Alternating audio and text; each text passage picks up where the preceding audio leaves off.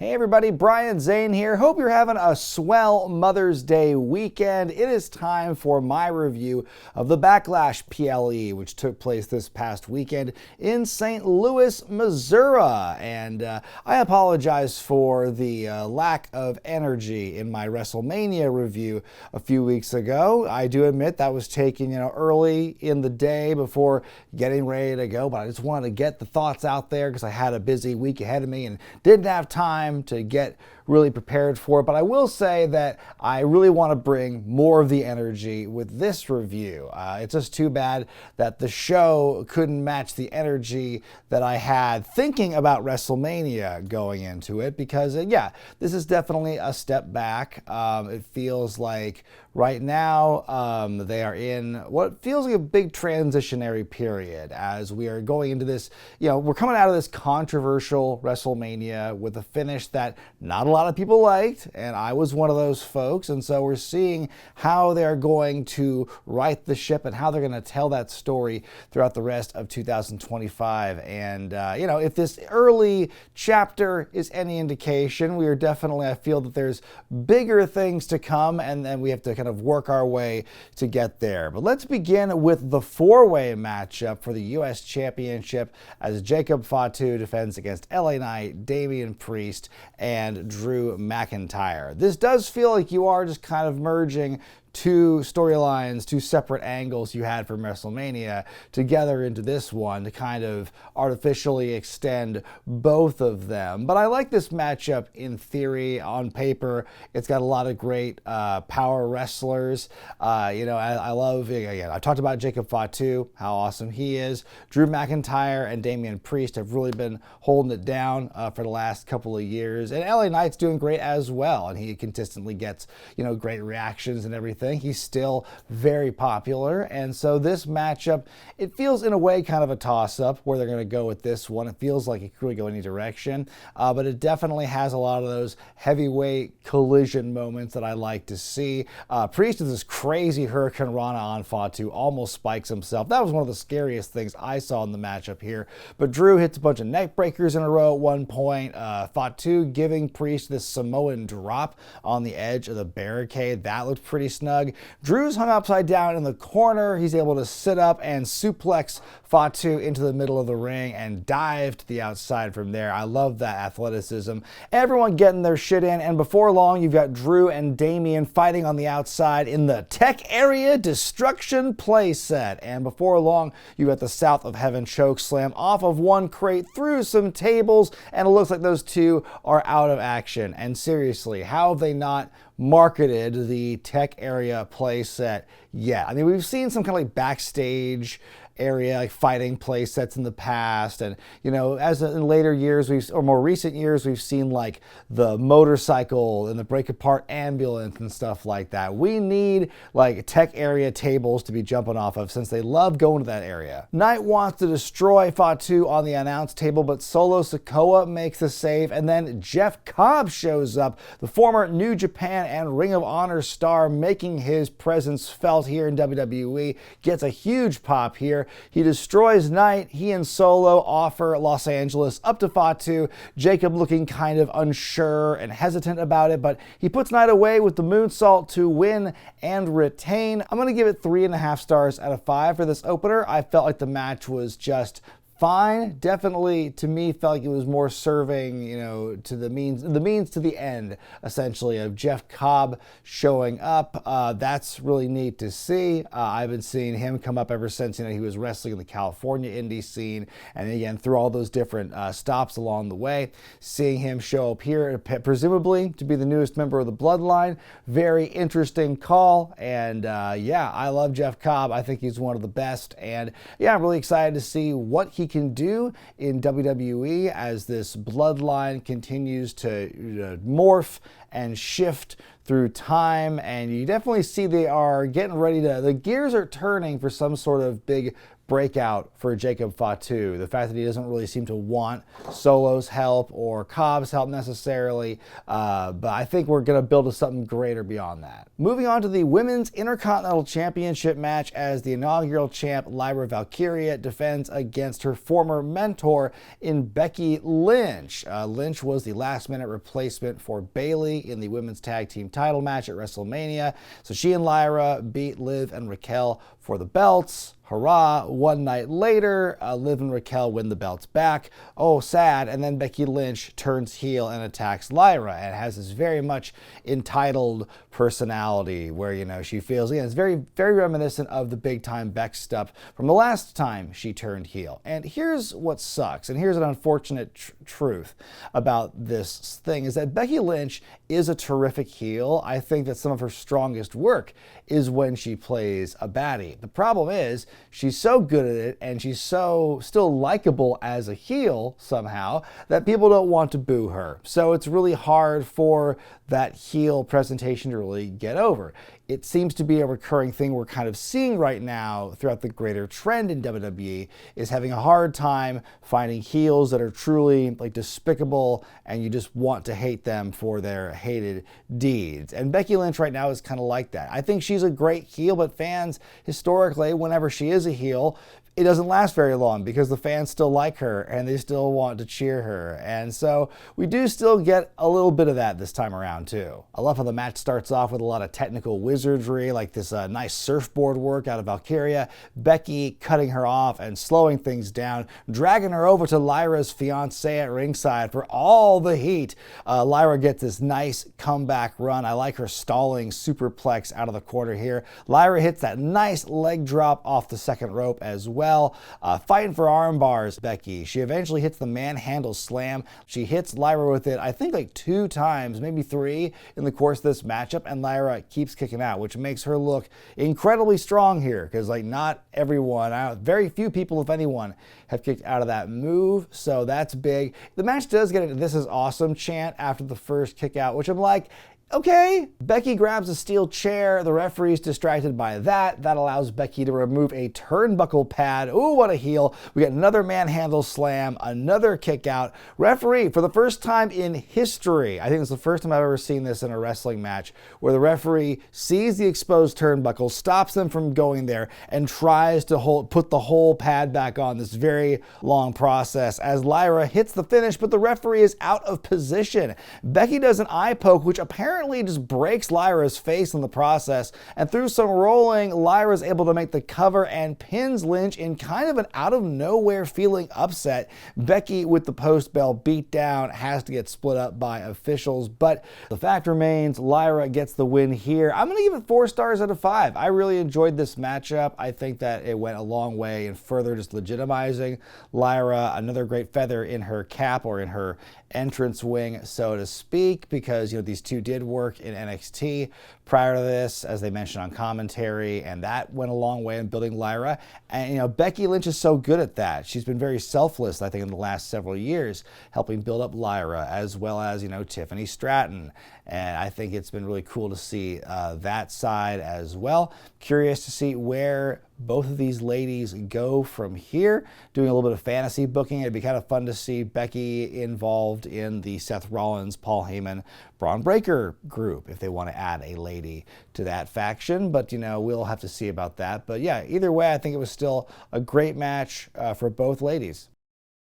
They're hyping up the Cena-Orton main event match. I love that they're showing the old footage of their first encounter in OVW back in 2002, jumping ahead to their most recent match, which was like 8 years ago on an episode of SmackDown. I'm pretty sure I reviewed that episode as well on an old episode of Who Wore It Better. I wonder what Brian Zane back then would have thought of these two still being in a wrestling match all these years later in 2025.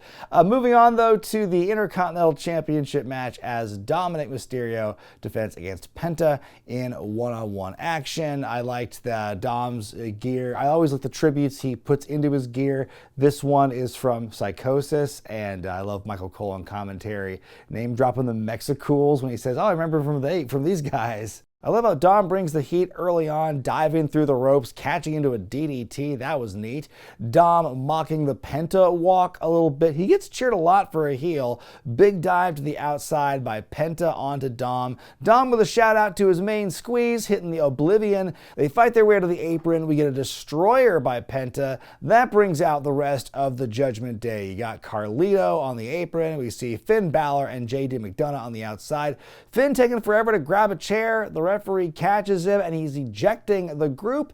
Penta diving onto all of them. Balor still on the apron, but then El Grande Americano shows up and headbutts Penta with the loaded mask. Dominik with the frog splash. Dom wins and retains. I'm going to give this one 3 stars out of 5. Boy, very samey kind of feeling with this one, where you've got the outside interference from the opener. You've got, Jeff Cobb coming in with that.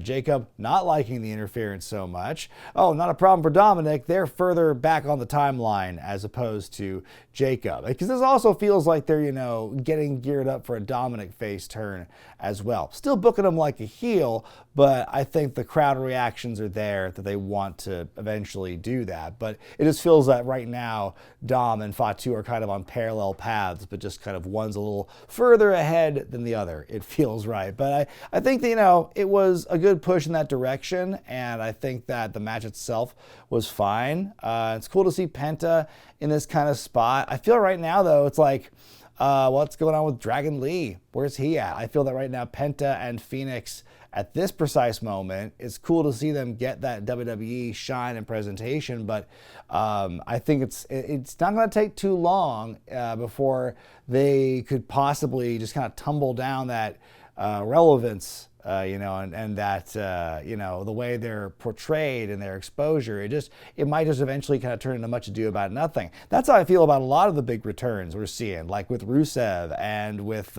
Malachi Black, or Aleister Black, I should say. It's, it's great to see them in the short term here, but then you're going to have the same problem where I was like, well, you got all these other people you got to make time for, and what do? Where do these people end up going once they make that big debut? And I think that's kind of where WWE feels that they are now with a lot of these big returns and these new signees and stuff. When you got that combined with all the up-and-comers in your pipeline systems, it's getting pretty crowded. It was funny for me to see them promoting Raw on Monday, and one of the matches was Finn Balor versus AJ Styles, and Michael Cole says, some would consider this a dream match. Like, yeah, they did back in 2017 when you did this the first time, and it was sweet then. Up next, Gunther takes on Pat McAfee. And when this angle began after WrestleMania, I got a little kind of miffed about this. I think that's quite a fall from grace when a world champion loses the belt and their first angle after that is against the color commentator. Think of how many people you saw feud with Jerry Lawler right after losing a big championship or a big angle. And how is it working for them when they're on that point in their path? That being said, we know Pat McAfee, it can be a good worker when the lights are on bright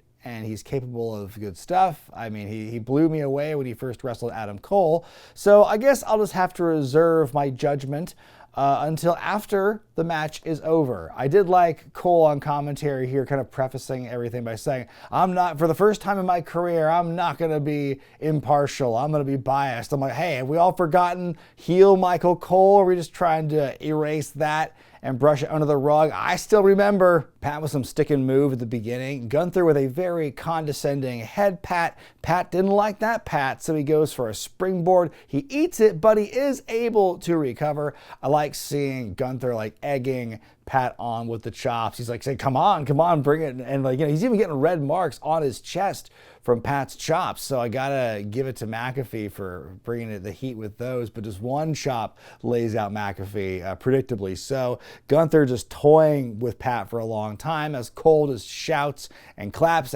from ringside and everything, shouting. Gunther and Cole shouting at each other. Gunther with some German suplexes as time goes on. Even more shouting from the coal mine.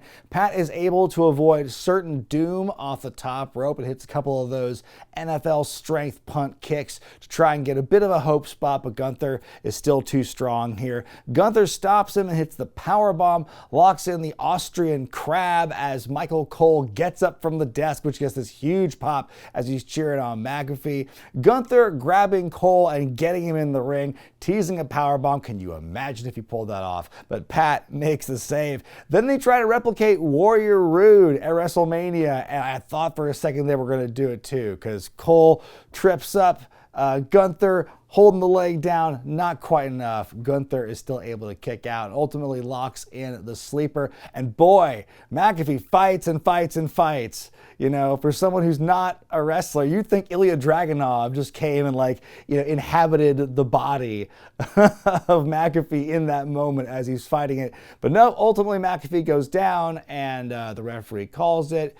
Gunther wins, and he gives a little kind of tip of the cap, a little show of respect to McAfee in this one. I'm going to give it 3 stars out of 5. I cannot say that I hated this match. I think it was as good as you were going to get from a match with these two on paper. I just don't like the story. I don't like the fact that this is what Gunther is up to at the moment. And, again, they are bound to get something good out of McAfee here, I guess. I don't think it makes Gunther look that good that McAfee was able to make it look as much of a match as he did and to have, him on the ropes the way he was. Time now for the main event for the Undisputed WWE Championship. We are just going to crack open that bottle of wine one more time. It's John Cena versus Randy Orton, the classic rivalry revisited, of which maybe, 2, 3 good matches actually came from it, in my opinion. In all seriousness, though, I think it was neat that they got to kind of bust out this rivalry one last time in the John Cena return tour. I think it's neat that they did it in St. Louis, in Orton's hometown and whatnot. And it is really rare to see the roles reversed that way, for Orton to be the good guy going into it unequivocally. I do think, as I mentioned in my WrestleMania review, I do think that the heel turn for John Cena, especially without The Rock's involvement, really rings hollow. And especially now that we know that, apparently The Rock was never supposed to be involved at WrestleMania, despite him being in all the promotion and his merch being sold everywhere at the arenas and whatnot. No, Rock was never going to be there. Silly. That's very silly for you to assume that he would. Why would you ever think that, even though he got involved in the biggest storyline going on in the company? That's so silly of you to think that. But I mean, if that was the knowledge going into it, that The Rock would not be there to further that story, then he shouldn't have gotten involved. You could have had a John Cena heel turn that made sense. Maybe I wouldn't have done it at Elimination Chamber, might have pulled a Mania 17 and had him turn at WrestleMania during or after the match or something. But yeah, they really handled it poorly. And without The Rock being there, since that was the impetus really of seeing this heel turn, it seemed, it's well, why is he doing it then? And I just feel is it worth it to have done that? Because they could have stuck to their guns and never had him turn heel. I think them doing it now, especially when it feels like when you were starting to learn that, this was not our plan and we're just kind of throwing stuff at the wall and seeing what sticks, that makes it a little more disheartening, because I think if you're gonna do that and make John Cena a heel, you better have a real good plan going into it about where it's gonna go. And Mania was not a good first chapter. I don't like the idea that, you're supposed to get trolled. You're supposed to walk away from the biggest and most expensive pay-per-view of your life feeling pissed off that John Cena ruined wrestling. I don't know if that's a great winning long-term strategy, but we will see, and we'll see if he was able to ruin wrestling and kill the town of St. Louis on his way out of here. I did love the hype package for these guys, showing the history and the parallel careers. Very well done. Big pop for the hometown boy, Randy. He sure looks impressed looking at all his career stats in that graphic. Quick question, does Cody Rhodes feel weird sponsoring this match? I think American Wheatley Vodka is his brand. brand, or at least he's been the spokesman for it.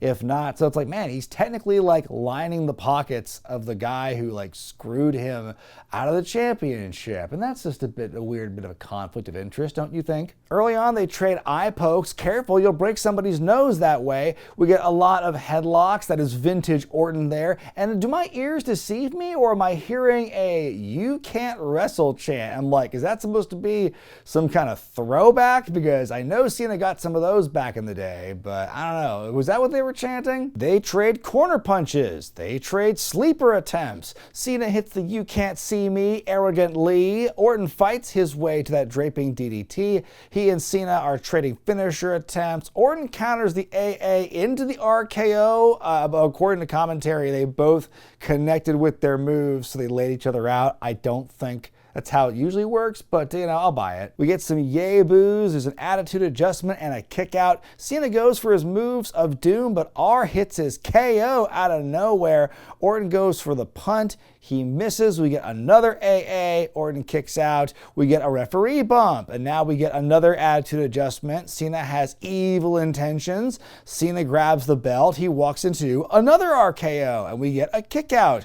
Randy is now cleared off the announce table. The referee's checked into the ring post. He's out again. We then get two AAs through tables. One through the announce table, which has a delayed reaction, which is hilarious. Then another through a regular table. We get yet another RKO, a new referee, another kick out. Cena dinks that ref by mistake with the belt, another RKO again. Trainers, officials, EMTs down to check on those poor referees. Orton argues with Nick Aldis, hits an RKO to Aldis, RKOs to everybody, to Helms, to Daivari, to Jamie by God Nobleboy. Even R-Truth comes out to stop Orton from punting his childhood hero. What is happening in this matchup? He takes an RKO for trying to save him. We get a low blow, a belt shot, the cover, the win. John Cena retains. Cena saying he needs competition, and he sure as hell doesn't need you, St. Louis. Drink it in, because this is what the last real champion looks like. Pose, credits roll. Oh my God, this was some classic, like I was half expecting, instead of "you can't see me," to hear because that was some straight up Memphis bullshit. I was really surprised the match actually went to a finish and that we didn't just have the match thrown out because of all this bullshit, because I felt they were on the verge of that with the officials, especially when Orton's RKOing everybody. But man, that has to be the record for the number of RKOs hit in a match. Man, it just feels like we're just getting started in the run of frustrating finishes in these main events, which, boy, isn't that such a, I feel like it's such a refreshing change of pace from what AEW's doing right now with their world title scene. But yeah, I mean, this match, it was Orton and Cena slowed down a little bit from what you're used to. And I will say they had a lot of close calls. They put so many close calls in this match. It got ridiculous by the end. Throwing R-Truth in there, like, well, how do you want us to feel? Because this is supposed to be like a very dramatic matchup here. And then you throw the total curveball of R-Truth. And was that meant for us to get a laugh? It was just, thematically a little all over the place. And, to be expected, Cena's going to continue to be the asshole champion. He's going to, continue to evade justice by hook or by crook. He gets really emotional after they go off the air. They go to black and they come back and there's like, thank you Cena chants, his lips quivering. He kind of looks like Bob Backlund for some reason at this point. But yeah, interesting way to end the show.